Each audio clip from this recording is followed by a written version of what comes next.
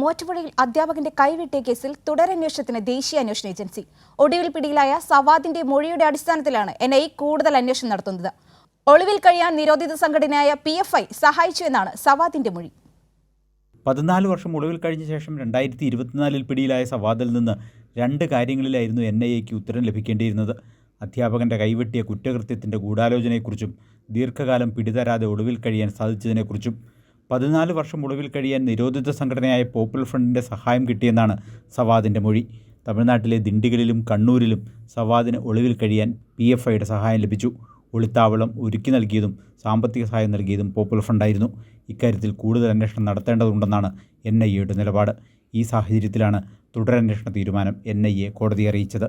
സവാദിനെ സഹായിച്ചത് ആരൊക്കെ, ദീർഘകാലത്തേക്ക് ഒളിത്താവളം ഒരുക്കാൻ കഴിഞ്ഞത് എങ്ങനെ തുടങ്ങി നിർണായക വിവരങ്ങളാണ് NIA തേടുന്നത്. എന്നാൽ തുടരന്വേഷണ ആവശ്യത്തെ സവാദിൻ്റെ അഭിഭാഷകൻ എതിർക്കുകയായിരുന്നു.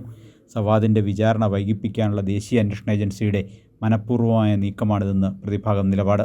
2019 പ്രൊഫസർ TJ ജോസഫിൻ്റെ കൈവെട്ടി കേസിലെ 19 പ്രതികളെ കോടതി ഇതിനകം വിചാരണ പൂർത്തിയാക്കി ശിക്ഷിച്ചിരുന്നു.